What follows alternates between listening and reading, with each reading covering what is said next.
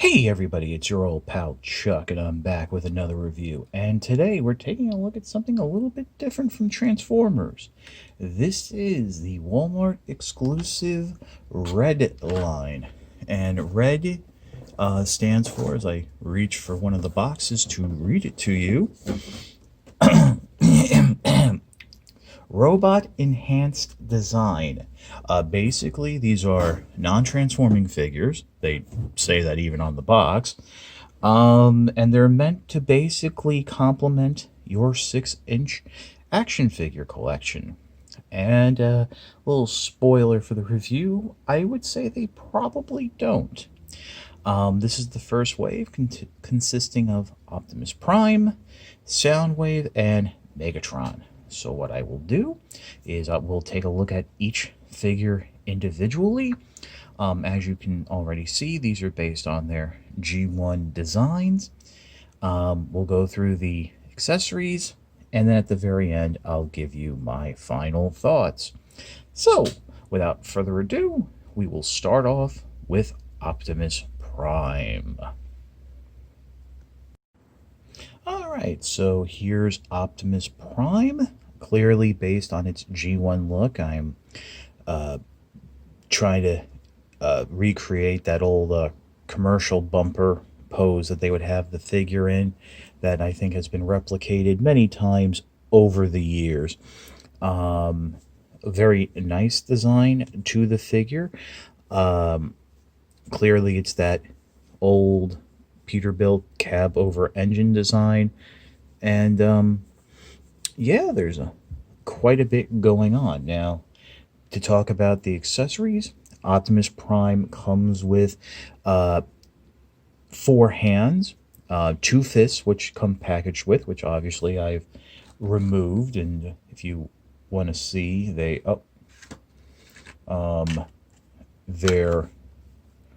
right there. You have a pointing right hand and a somewhat relaxed right hand, as well as its Energon axe. Besides that, he comes with a gripping right hand for the Ion Blaster, and here's a hot little tip. I would recommend putting the blaster in the hand of Optimus Prime, as well as Soundwave, who comes with a blaster, before attaching the hands. Now, and there's also a matrix of leadership, I almost forgot, and that actually can be stored here in its chest. The panels open up, and there's the matrix. It is removable. I ain't taking it out. It's a little small, and it wasn't that difficult to get in, but really don't want to deal with it. Now, the hands do have something going on, and that's a double jointed system. Basically, right now where the hands are, you can rotate them, and that's about it. But if you were to pull the hands out once, you will hear an audible click. That will free up the hinge on the peg, which allows all the hands to splay forward and to bend at the wrist joint there. And then you pop it back into place. Now, before I go further, I want to talk about the quality of the plastic, because that was something that was a discussion point when this line was first announced.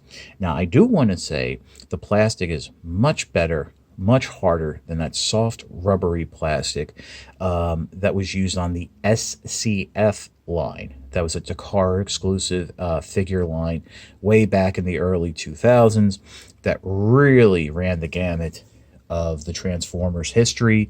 At the time, you had what we would know as the Unicron trilogy figures mingling with G1 figures, as well as the Japanese G1 figures. One of my favorites I have is a Star Saber and Victory Leo, which can actually combine into Victory Saber. However floppy it might end up being. But yeah, with that said, I find the plastic to not be of the quality of other 6-inch Marvel 6-inch Hasbro-based collector-oriented figures, such as Marvel Legends, Star Wars The Black Series, and the Power Rangers Lightning Collection, as well as G.I. Joe Classified. And for that, I have to take off many, many points, because if you're going to introduce a new line into a new sub-series, into a line that has a fickle consumer base such as Transformers, because many people, non-transforming figures, what's the point? You got to make sure each figure is a home run. And spoilers, unfortunately, Optimus Prime is not a home run. Now, going on with the articulation, there is a very expressive ball joint right here. There is a waist swivel, no ab crunch, and I believe that is due to the opening chest. You have a hinge joint here that will bring the arms out to the side, full rotation there. Single jointed bend at the elbow, that is very disappointing. There is no armpit joint, so there's really no way to do a two-handed pose with the blaster. And speaking of which, let's just bend that arm real quick, and let's see what happens. Moving down to the legs, this is about as forward as you can get. That's about as back as you can get. And then you can move the leg out to the side, but unfortunately, at least on my figure, the joints are not strong enough to hold that pose. And as you did see, the elbow joints, there's no ratchets. It's not a ball joint. It's a soft, looks like a plastic pin hinge type of joint. It just cannot, I mean, as long as it stands there, it's fine. But once you start moving the figure, the arms will droop, and that will only get worse over time.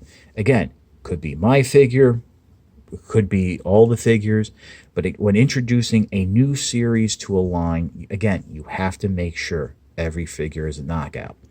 Continuing on with the leg articulation, there is a swivel right there, a nice and generous double jointed knee. Now, moving all the way down to the feet, one thing I was hoping that they would include is the dropped hip system that was really first introduced, at least to my eyes, in the Power Rangers Lightning Collection, as well as G.I. Joe Classified. That would really help with the leg articulation. But as we saw, it's a simple ball joint, and very limited one at that. But what they did do is you have a dropped ankle system. Basically, right now, that's about all the movement you can get out of the foot. But if I'm to pull down, that actually drops the foot significantly, and you get far more range of movement in terms of forward and back pivot, as well as the side to forward and back movement, as well as the side to side pivot. And that is on both legs, and that is on all the figures thus far I'm reviewing. Now, to be honest, the plastic here is soft enough, not soft, that if you do move, it will flex out of the way. So if you're going to do a splayed leg Optimus Prime pose, you might want to be careful that may warp the plastic over time. So that's about it for Optimus Prime. Overall opinions, this is a good figure, which unfortunately is not good enough. If this was a Mattel figure, if this was a Playmates figure, if this was a McFarlane Toys figure, this would be fantastic. But when it comes from the company that has set the standard for 6-inch collectible figures, good is not good enough, especially when it is an iconic core character such as Optimus Prime, one of the first figures in the new first wave of the new series that is a store exclusive. Remember, exclusive to Walmart. This had to be a home run. So with that being said, we're going to move on and take a look at Soundwave. Okay, and here is Soundwave in all its G1 glory. Very nice figure, nice representation of that robot mode. Much like Optimus Prime, it actually shares a lot of articulation. There is no ab crunch. Also, I think that I do believe they share the same basic design of hands. So if you want to swap hands, that'll work. I think the blues match up. So just giving you a full look-see here. By the way, this back piece, for whatever reason, can come off. I don't know if that means that chest piece is going to be reused for someone. Nice detailing here at the back of the legs with the old volume dial and slider switch that were found on the original toy. All in all, a nice representation of the character. Many of the same things I said for Optimus Prime will go for Soundwave. The plastic is good, not great, not Marvel Legends tier. Now, a few extra complaints. Number one, this shoulder cannon, as you fiddle with the figure, likes to pop off, which is a shame because Soundwave, again, does have this very expressive head, which you would want to move around. And another complaint is he doesn't come with as many accessories as I would like. Basically, what you see here is what you get. Does come packaged with 2 fists that I have replaced. The one hand here is a index finger extended hand that the figure can actually depress the button here to open the cassette door. And opening the cassette door, there is, much like with Optimus Prime in the Matrix, a laser beak in cassette mode. It does not transform. Again, these are not transforming figures. It is strictly there for design. Coming along is Soundwave's rifle, and much like I said with Optimus Prime, put the rifle in the hand before you attach the hand. And also, like Optimus Prime and eventually Megatron when we get to it, there is that double joint hinge, this double stop hinge here on the wrists, which will free up that individual hinge joint right there. So yes, and now here's the big thing. While Soundwave features the same outward arm movement, spoilers for Megatron, this is the only figure in the wave to feature double jointed elbows. And I think that is strictly for the gimmick of being able to press the button, which he just did. The door sometimes will spring open, sometimes it won't. I think there's no spring in there. I think it's just hinge and gravity.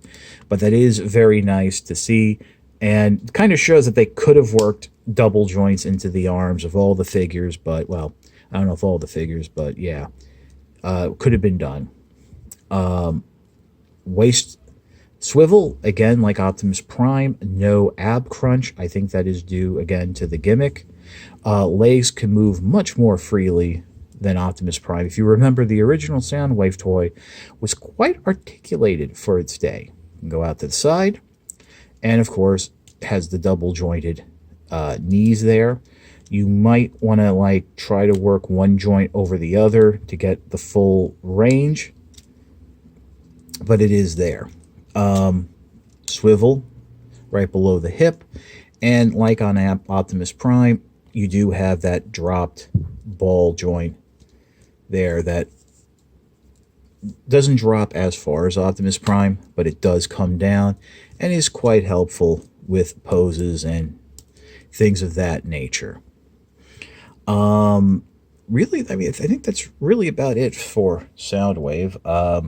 Overall thoughts, I think it's a good figure. I think it's a little bit better in some regards than Optimus Prime. I am happy to see it in the line, as I feel Soundwave is a core character and should have been one of the first released. I mean, personally, I think it should have been maybe Starscream over him, but how that works out, who knows. But so yeah, we're gonna pause right now and move on to the final figure, and that is Megatron. Okay, and here's Megatron, and let me just say, I'll save you this trouble, this is the best figure of the line. Well, of this wave, I should say. The line's not over yet, but wow, they really put most of the effort into Megatron.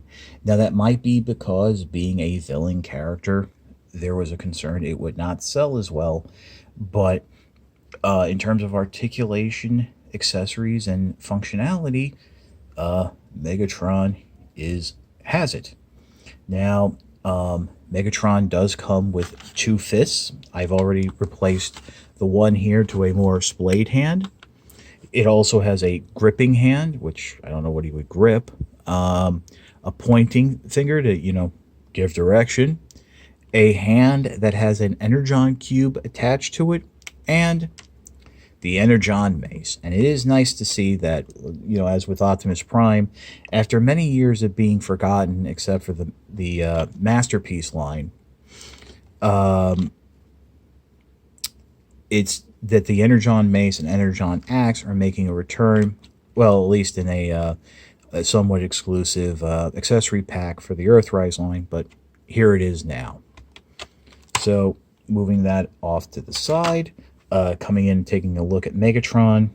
Great representation of the G1 animation model.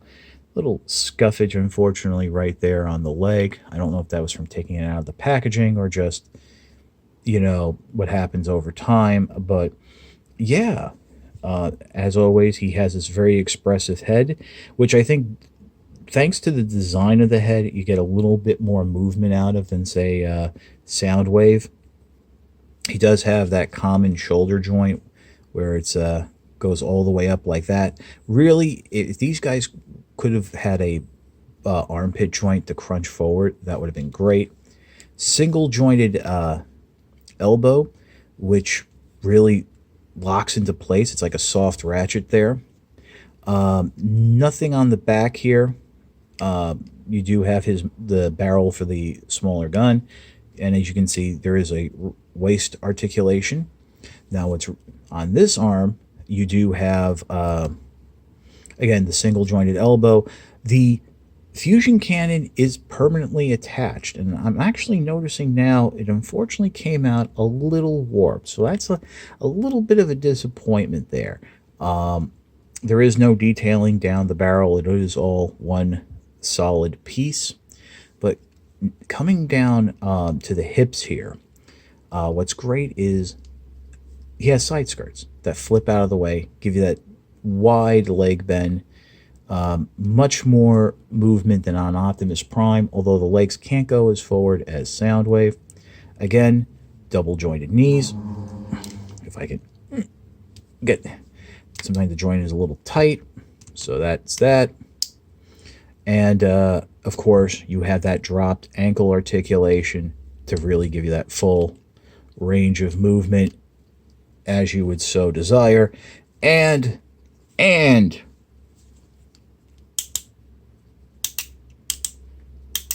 ratcheted ab crunch.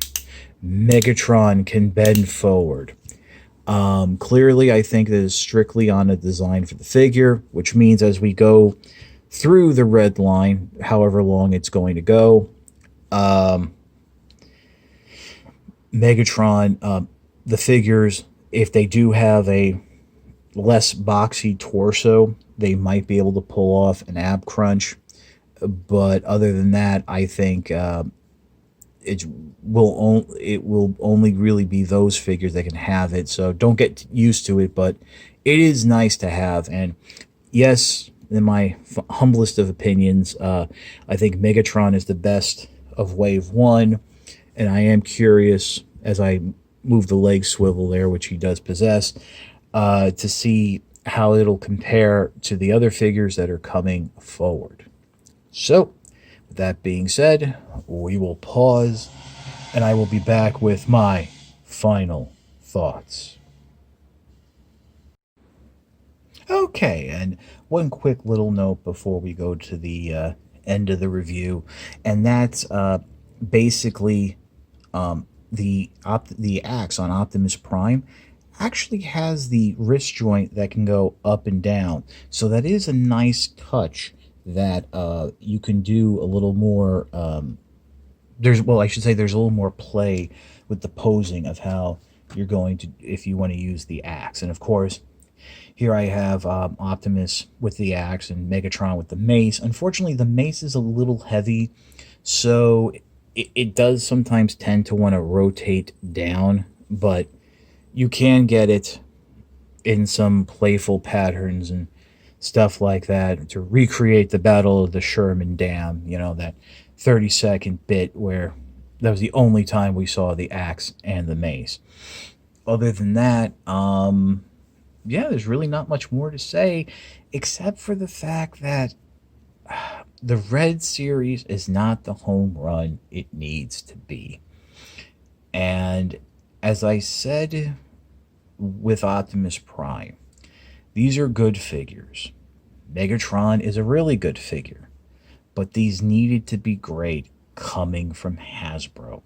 They set the standard for the 6-inch collectible action figure, and these just aren't there. I mean, I was really looking forward to being able to have a Megatron that can stand side by side with the classified series Cobra Commander, or get the 4-inch Cobra Commander and work it there. I mean, these are actually, I think, a little bit smaller than the 6-inch scale Marvel Legends, which kind of confused me and stuff like that. But it's just, I'm underwhelmed by what we were originally promised and going to be shown.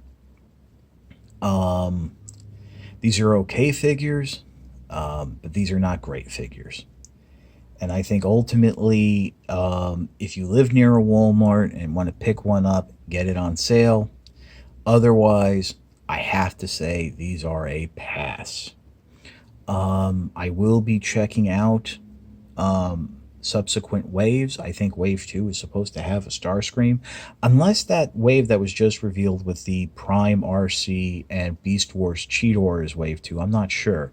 Because you got to figure, if we get a G1 Starscream, it's coming with a Megatron in gun mode, which means you'll have a 6-inch scale Megatron to give to, like, say, Cobra Commander or the members of G.I. Joe or someone from Marvel Legends. And you see, that was what I was looking for, that interplay and just, being able to have the 80s cartoon villains all hanging out together. And yeah, I know maybe I was expecting more than I should have, but I do want to also say that these are more than just Action Masters 2.0.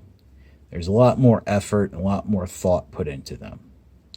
But again, these are not the 6-inch scale collectible figures that they could have been and should have been.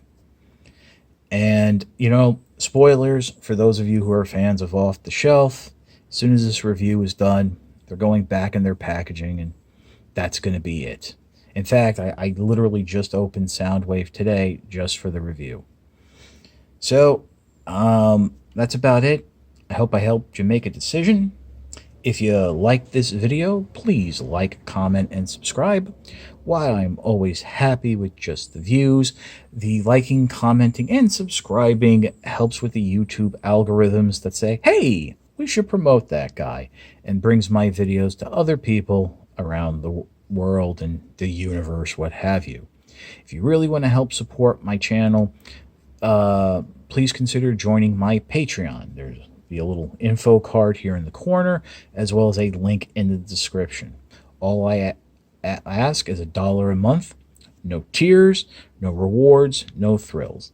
It's just a way for you to help me continue to bring figures like this, and yes, literally figures like this, to you to review. I have a lot of interests that, I just don't share on the channel because I don't think anybody else would care. But if there's enough support through the Patreon, I don't have to worry about the views in that regard. So, for Optimus Prime, Megatron, and Soundwave, this is your old pal Chuck, and we will see you next time.